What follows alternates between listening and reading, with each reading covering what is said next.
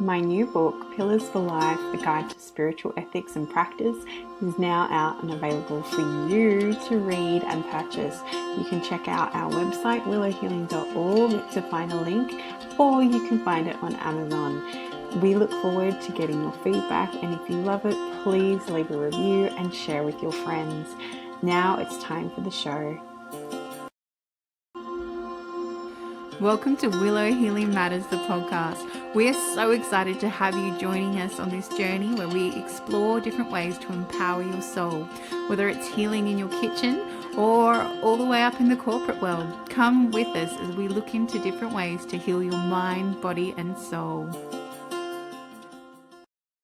Hey everyone, it's Catherine from Willow Healing, and today I am joined by the lovely Sharnie Everton. So she is a psycho-somatic therapist, and she has been working as a counsellor for almost 3 years, but started in mental health a long time ago in various roles. Sharnie's work in mental health began in suicide prevention following the death of her father from suicide over 9 years ago. Following that, she transitioned into roles involving inpatient support and community mental health as a mental health worker in Australia. During this time, she became a certified Reiki practitioner, and over the past 12 years, she has delved into the realms of somatic experiencing, gaining insights into psychosomatic manifestations within the body. Sharnie has also worked as a dating and relationship coach across Australia, Europe, UK, and the USA, helping women date and manage relationship issues. Sharnie completed study in early 2024 with world-renowned physician Dr. Gabor Maté in compassionate inquiry, a somatic experience technique to help people connect to their true selves.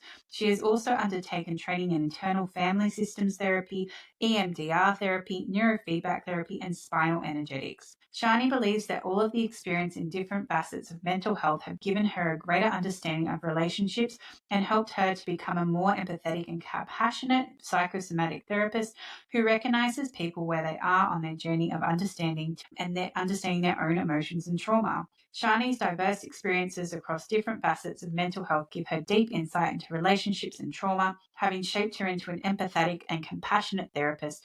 Sharnie meets individuals wherever they are on their journey of understanding through emotions and navigating trauma. And there's so much more to unpack there, but I want you to talk. So a big welcome to the show, Sharnie. Thank you. Thank you for having me. I look forward So to it. that is quite a journey that you've been on. So what kind of pulled you at first to the somatic practices and how you ended up in that space where you get trained by the world-renowned Gabor Maté? Yeah, it's a bit of a journey. I'm probably going to have to go way, way back. So I won't go too far into it, but obviously if you want to unpack it with me, that's completely fine as well. But I grew up in a really dysfunctional home.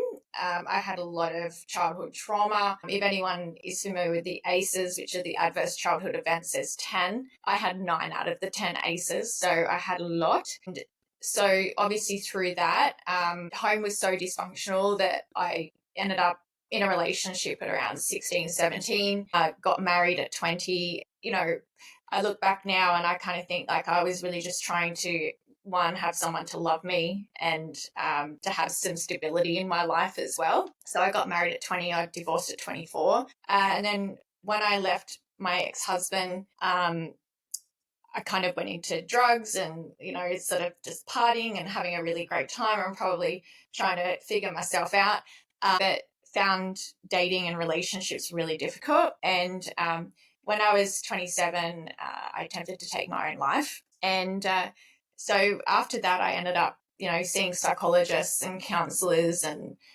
got put on antidepressants but nothing worked. Nothing really worked for me at all. But I found I'd go and sit on therapists' couches and they'd listen to my story, but no one was really giving me anything back. And I wasn't really getting any answers as to why I was the way I was and all that sort of stuff. So I kind of gave up on that and I went into the spiritual realm. And I say to people, I spiritually bypassed my pain. I use spirituality to paper over my problems and to, I suppose, give me a sense of stability and something to hold on to. So it was definitely beneficial, but I still wasn't gaining what I wanted in life. I didn't feel like I was moving forward. I still felt really stuck. And I now understand as a somatic therapist that when we feel stuck, it's because we actually have core beliefs that are keeping us stuck. So it's our trauma. And then, so I was in the spiritual realm for a really long time.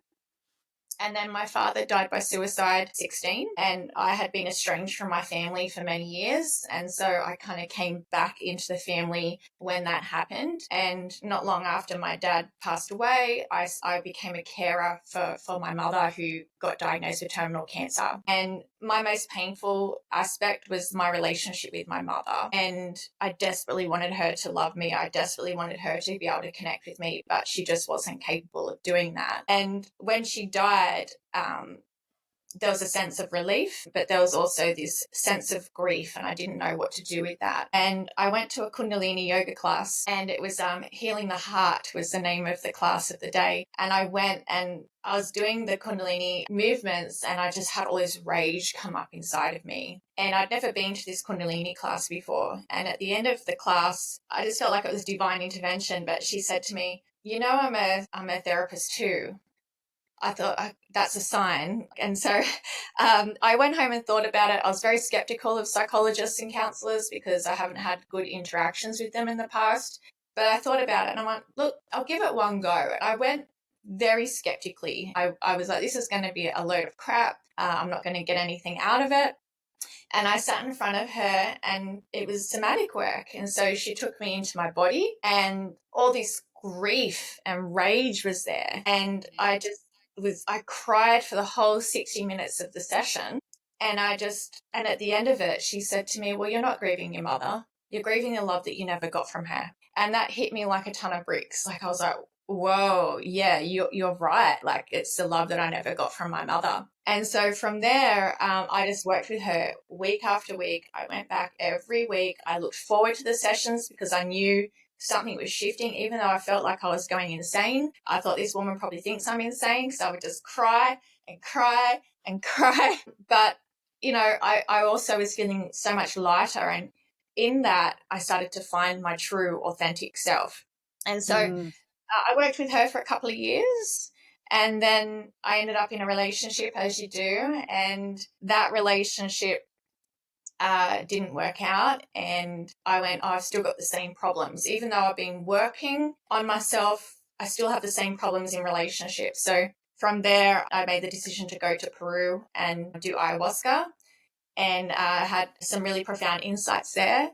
And then from there, I decided to go to Costa Rica and do iboga, and I had lots of profound healings there. And in amongst that, I started going back to university. And when I graduated, I applied to study with Dr. Gabor Maté, and started to do that. So that was a 12-month course. And from there, I went off and did EMDR and all those other things, and back at university now to continue on. But that's how I kind of ended up working with Gabor. Yeah, which is such a beautiful journey. And thank you for sharing that, Sharnie, because it just shows the depth of how much trauma you have been through and how strong you are as well to actually now be here, that you can still talk about it, but also that it was that curiosity, right? Like, why is this happening? Why, how can, and then the how, and how can I change it? And that seems to be like that seems to be the driver in your journey, right? Like, it's like, Yes. if you had stopped, you maybe wouldn't have met, and trained with Gabor Maté, or you wouldn't have,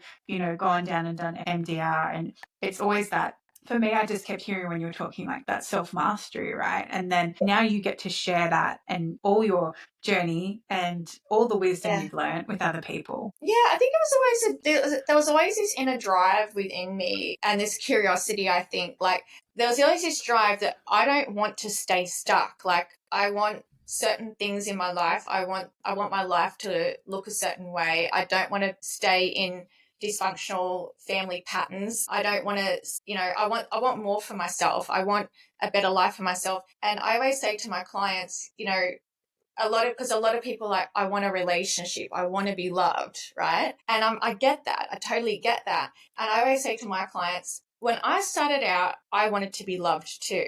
But what happened is I found something way more than that. I found myself. Like, I found myself in amongst it all. And that is more beautiful and divine than anything else, is just finding yourself. And when you find yourself and you love yourself, then the right person can come in. the person who can love your authentic self. Yeah. And I think, as my coach says, you only attract, if you don't love yourself, you can't attract love. I can't remember exactly what he says, but the love needs Yes. to come from you first. You Yes, can't absolutely. attract a relationship when you hate yourself. You need to Yeah. love yourself and come back to yourself first. Absolutely. But I think the thing is as well is most people think they do love themselves. But actually, yes, your adult self might love yourself, but that little child inside who was never loved does not love themselves, because when a child is not loved in the way that they need, they make it mean something about them. I'm not good enough. I'm defective. Something's wrong with me. I'm stupid. I'm unlovable. I'm this, I'm that. And it's those core beliefs that keep us stuck. You as an Yeah. adult know, yes, I love myself, but there's something else driving you, and it's the wounded inner child inside. And that's why I always work with the inner child when I'm working with people, and I work with the core beliefs, because when you feel stuck, it's because there's a core belief spinning in your mind, and we have to break that. Yeah. And you have to get yourself out of that, because that keeps you in that perpetual story loop, and it keeps you from Absolutely. being able Yeah. to step out. And for anyone listening, you can't see it yourself. Yeah.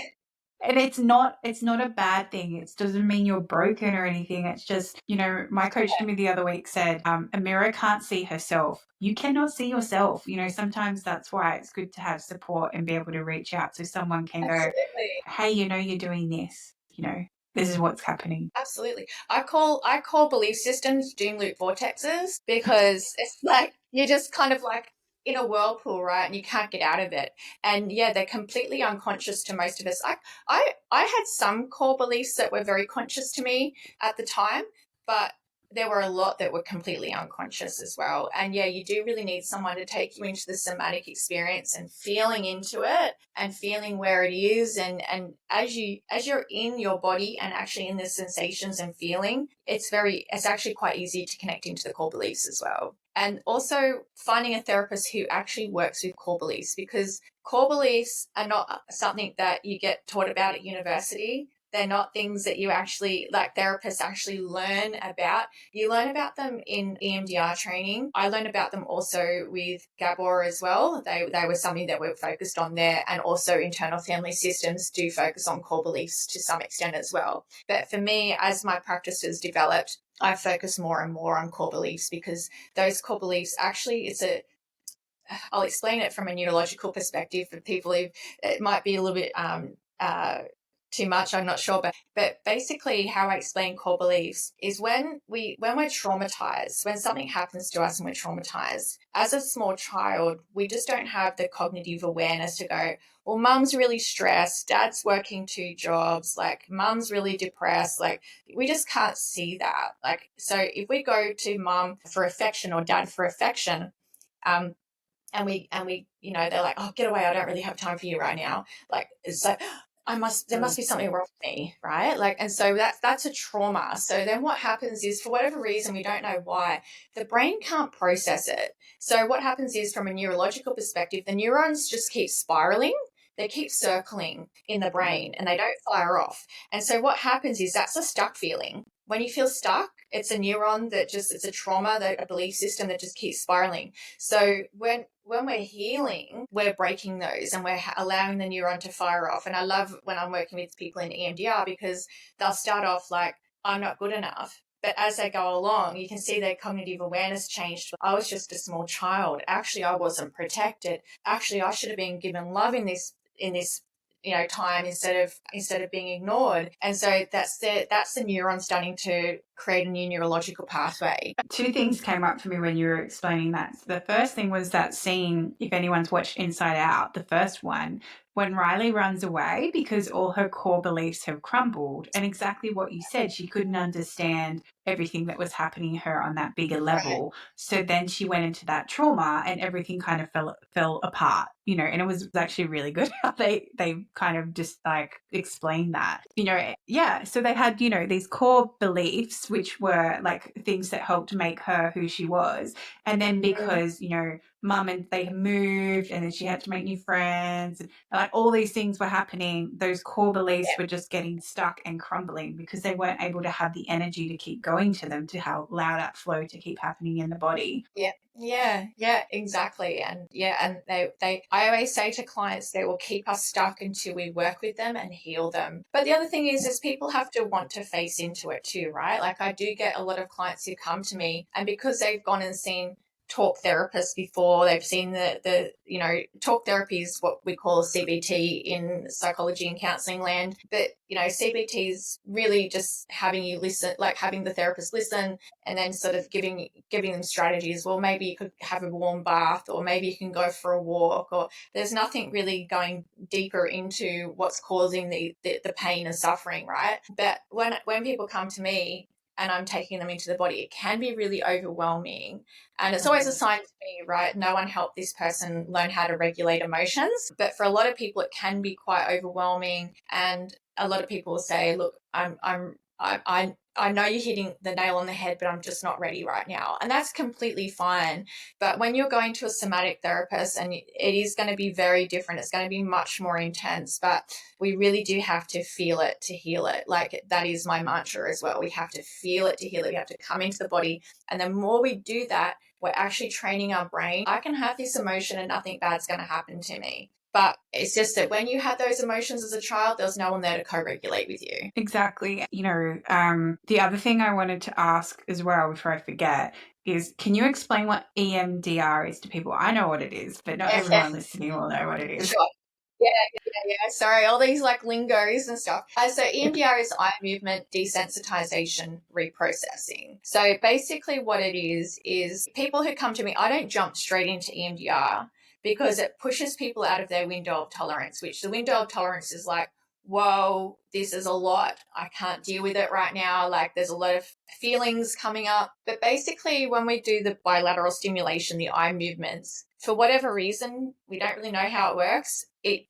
It takes people into their body. And so what happens is we'll identify the belief system. So I'm not good enough. And then we'll identify the sensations in the body. Like maybe it's in my chest here, maybe it's in my tummy, maybe it's in my hands. And then what's the emotion behind it? So sadness, fear, anger, shame. So we hold the belief, the sensations, the emotions, and then we hold the memory. So whatever that memory is. So we're holding all four things, and we're doing the eye movements on that. And as we go along, it's gonna increase. So it's like almost like a peak. So it will peak at the top, and then it will come down, and that's when you will start to reprogram or recalibrate what you think about or feel about that situation. So it starts to change your perception of it, and then it takes the emotion out of it for you, and then it makes it easier to work.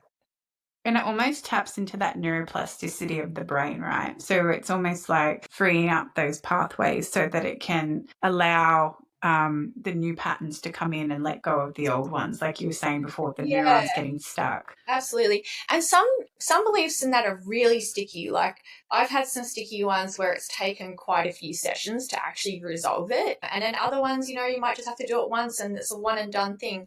I find for people who, which is very rare, but there are some people who have never had complex trauma or childhood trauma, but they've had one traumatic incident, like a car accident or, just something really traumatic that might have happened, a sexual assault or something like that. And it's just usually a one and done thing for them because they haven't got any complex trauma. But for a lot of us, I'd say 90 the to rest 90%, of us.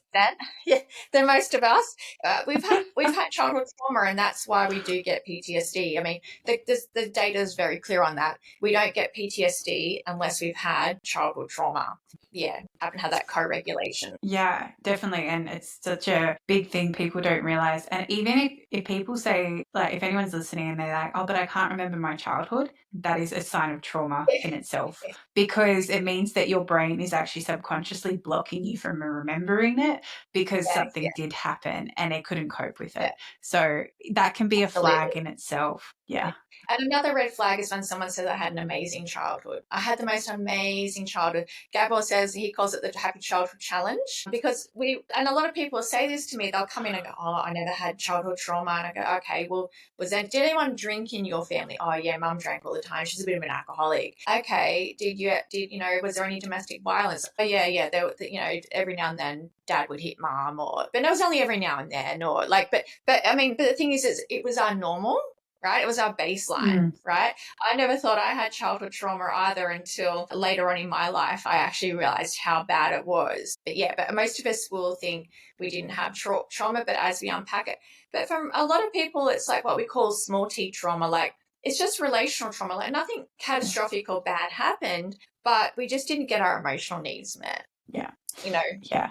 And for a little child, that is still, it feels like a big trauma. Like you said, I know it's a little Absolutely, T. yeah. But at the same time, if your little 3-year-old self really wanted that sandwich and you didn't get it for some unknown reason and you don't understand why, then you think every time you ask for something, you're not going to get it unless you throw a tantrum. Well, that's going to set you up for a certain behavior and core belief, right? Absolutely, yeah. Like just not being held. Like Gabor wrote a book called "Hold On to Your Kids," and it's really just about holding your children through their emotions. I used to work on a crisis line, and for a lot of people, they just didn't know how to sit with their difficult emotions. They just didn't know how to sit in sadness or anger or shame or all these things, right? And so they just couldn't be with it, and that's why a lot of people turn to addictions, because that's the only way that they know how to self-regulate. Addiction is just an attempt to self-regulate and feel better. And so whether that's a behavioral addiction or a physical addiction, but straight away it tells me no one taught you how to be with yourself, right? How to be, when we're upset and there's no one there to hold us through our tears, we start to learn that being sad is really bad. It's really not good to feel sad. And so we were trying to escape sadness any way we can. So it's just, we didn't get the co-regulation. I know I never got the co-regulation. So yeah. Yeah, and it's such an important thing to remember for any parents who are listening too. Like sometimes we can't stop our kids feeling the emotions, and we shouldn't, like there's, boys don't cry, like things like that. And we need to actually let those go, because you're actually doing more harm than good. And just let them cry, let them be, let them express themselves. And when you're going through an emotional event too, explain to them what's going on, because otherwise, because kids are little emotional radars, they'll take on what you're feeling because they don't understand. They think it's about them rather than, work's not going well, or you're stressed because someone in the family's unwell, or whatever it might be. And just putting words to it is enough to help their little brain understand it. Absolutely. And that's a really good point that you brought up. I see that a lot when I do inner child work, was people would say, I just needed someone to explain what was going on, especially when there's a death in the family. You see that a lot, like if they lose a grandparent, something like that, and everyone just goes into their own grief and no one's there to hold them through and help them make sense of it. And the thing is, as well, is children, they are so attuned to you. And so they know what's going on, even if you're not explaining it. Like, I know my mum used to think, well, you were too young to understand what was going on. It's like, no, I knew what was going on. I knew exactly what was going on. But she's like, no, you're too young to remember that. Like, you must have dreamt it or something, But we're so attuned as children to our parents, and we know exactly how they're feeling and what's going on. And the thing is kids will co-regulate with you. So if you're always anxious or you're always upset, they're dialing into that. They're feeling that very intensely. And that's what causes dysregulation for the child. And then they start to numb out or try and numb out in different ways. Yeah. Yeah, exactly. Very well said, because it is. They end up numbing it out because that's what we do. Because, we've been so conditioned not to feel and to shove it all down deep inside. But then that's when it ends up being dis-ease in your body, and when it ends up being it's not going to work for you. So it's just like you said at the very start, you got to feel it to heal it, because the more you choose not to feel it, the bigger the body's going to start responding and like upping the volume on that pain or that whatever's happening. Yeah, absolutely. Yeah, absolutely. Yeah, well said. I think, definitely, like, show up as chronic pain, But even like for a lot of kids, they'll start cutting, self-harming, they'll burn their skin, things like that, all those sorts of things, even like masturbation, pornography, and that's really big with young boys. I see that quite a bit. But there's like lots of ways that we're going to try and escape pain and feel better, and our brain's wired to try and feel good, not feel bad. But unfortunately, we do have to learn to feel into that so that we can start to be okay with ourselves.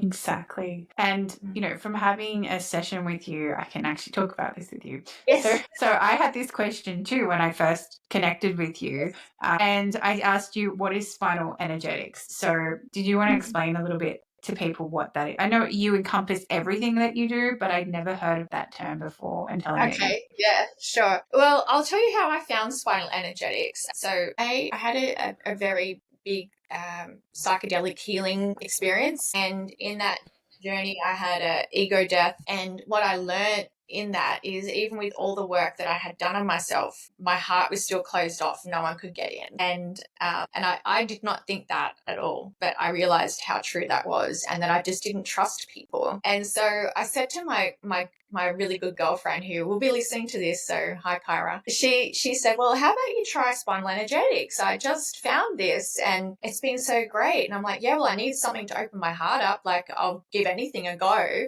because like I've been a Reiki practitioner for many years, and like I like Reiki and I think it's great, but this is just a whole other level. And so I started to have spinal energetic sessions, and in that I really let go of a lot of deep stuff that I was still holding on to. And I started to realize some of this stuff wasn't even mine, it was ancestral. And I had really big movements and really big emotional releases in spinal energetics. Like I sometimes, and I would shake, like I physically shake, and I would get cold, which is like a dorsal vagal response, which is a pre-verbal trauma. And I know I had pre-verbal trauma as well. And so I just started going once a month. I would just have a session, and if I felt like I need another more than that, I would. But I just mainly stuck to once a month, and I still get them once a month with my practitioner. And in that process, I really became much more open. My heart became much more open, and I let go of a lot of really, really deep stuff in those sessions. And so as I've gone along, they've become less emotional.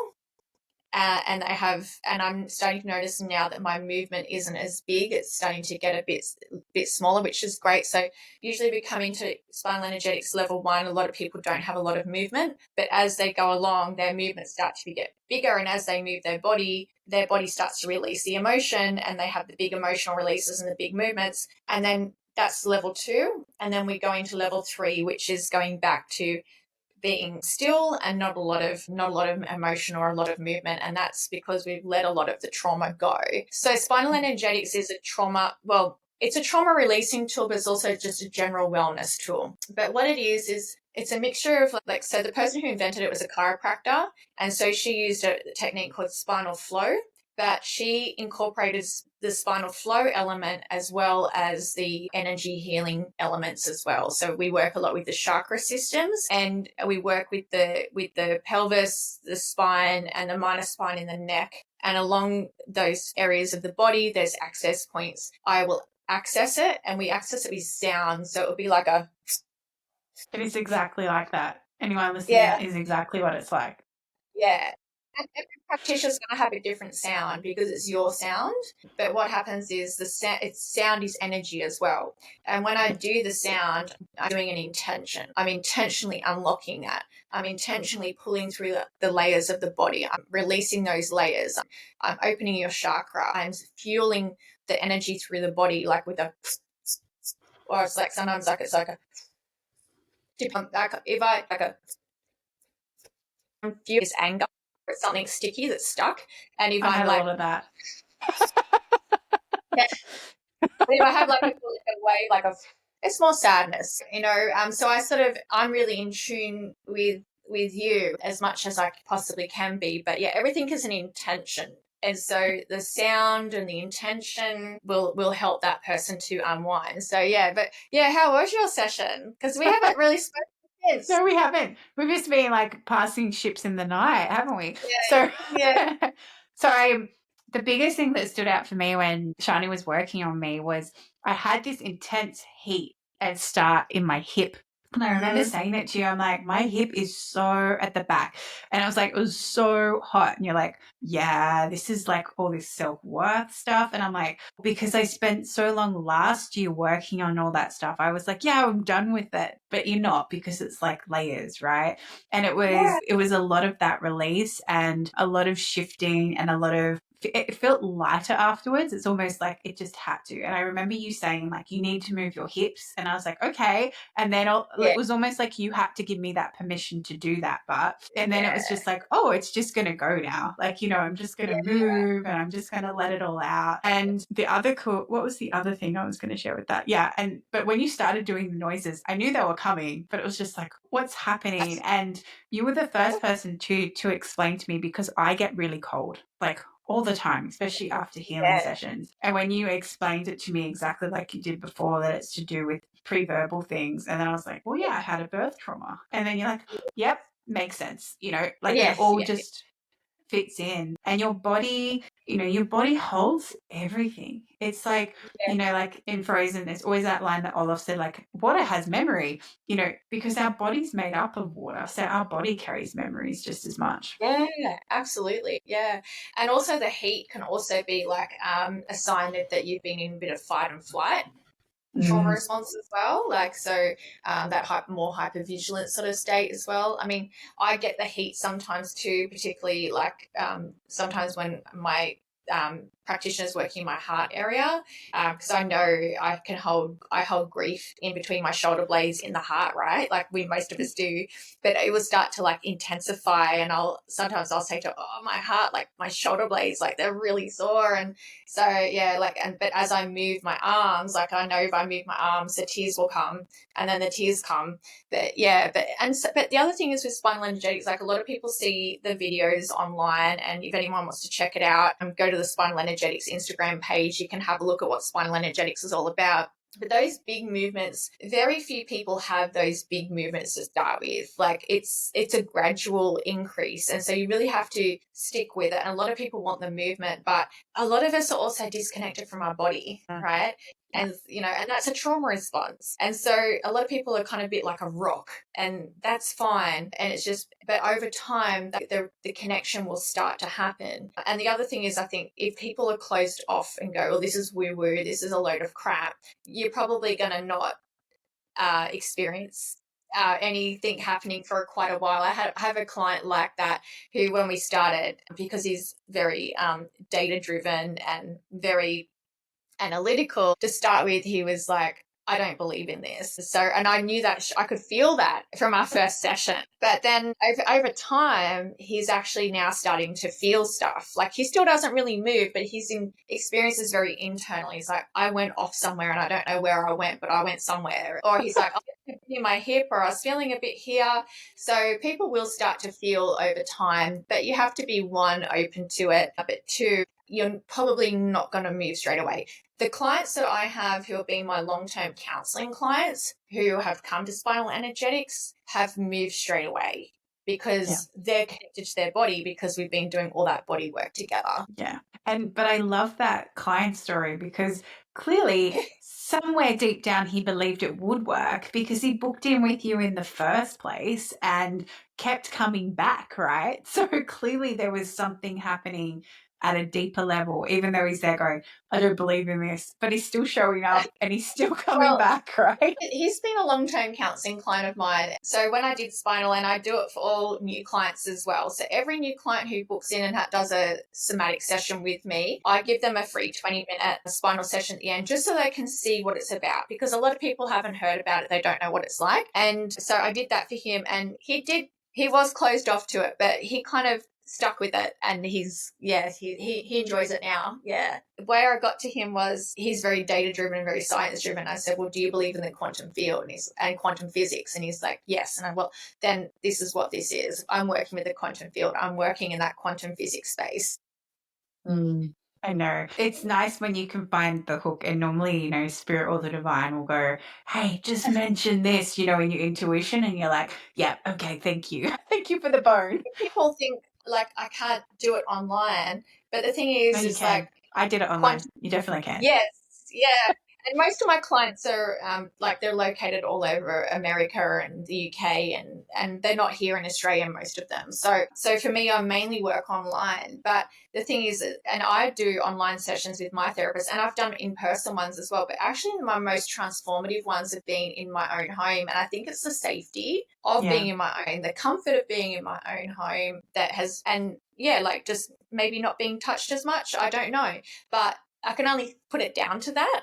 But for some reason, online just works better for me as a spinal practitioner, and I don't know, I see the most beautiful transformations online. Yeah, and that's the thing, like energy, it's amazing because they've even done studies where they've taken astronauts' blood into space and they've done something to the astronaut back here, like on planet Earth, right? And then the blood will react the same way. So they showed the astronaut something scary and the blood actually reacted the same way in space because everything's connected by energy. So there's really cool studies that are coming out to prove this, to back us up, right? That we're not just woo and crazy, which is really, really nice. So it's a fun time to be alive and working in the energetic field because so much stuff's coming to come out. I also saw something that I think it was either this morning or last night. I can't remember now. But anyway, it was the scientists noticed that when eclipses happened, that the trees actually spoke to each other and sent each other electromagnetic pulses. And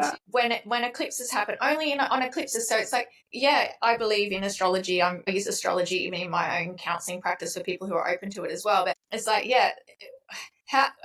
we all know that we're affected when there's a full moon. I used to work in ED, and whenever it was a new moon or a full moon, we'd just brace ourselves for an influx of patients through the door, right? And because the moon controls the water and it controls the flow of it, and so people can have big reactions to the moon. Brings out the crazy. Yeah. Yes. And the parasites and everything else. Yeah, it's really, the more you look into it, the more it's like, oh, that actually makes sense, Yeah. And I know we could talk all day, Sharnie, but we need to start to finish up our time together. So if you could heal or change something in the world, what would it be? I would bring humanity to consciousness. Yeah. Because when we become conscious to ourselves, only then can we really act with a loving, true heart and be in our authenticity. And if we want to heal our trauma, we have to come to consciousness. And that's why I call my business Conscious Flow Counselling. I wanted conscious in there. I'm a big Jungian person, so Carl Jung. But consciousness, we have to, if we were all consciousness, we would not have war, we would not have poverty, we would not have abuse, we would not have human trafficking. If we all became conscious and healed our trauma, all the issues in the world would just abate. And and where it's such a beautiful, I just to say that's like a really beautiful concept, right? Like, and it's here, like it's here. We just have to access it, really. Absolutely. And if people want to find you, Sharnie, where can they come and find you and hang out with you? Yeah, sure. So I have a website, www.consciousflowcounselling.com. I'm also on Instagram at conscious_flow_counselling. I'm on YouTube at Conscious Flow Counselling. I think that's it. Beautiful. And I'll make sure to put all those details in the show notes as well. So thank you so much for being here, Sharnie. And thank you for sharing your journey and everything. And I know we'll keep talking after this, but we have to wrap up for now. Well, thanks for having me. It's been a pleasure anytime. Thank you for listening to Willow Healing Matters, the podcast. We have so much love and gratitude that you have taken the time out of your day to empower you on your healing journey. The views shared by the person being interviewed might not necessarily reflect that of the host and should be used at your own discernment. Trust what resonates for you and follow your heart and soul guidance. If you have any underlying medical conditions or mental health issues, please consult with your healthcare provider before pursuing any of the recommendations. Likewise, you can always contact the person being interviewed to find out more information. This can be found in the show notes. Remember to activate, align, heal, empower, and find love in everything that you do.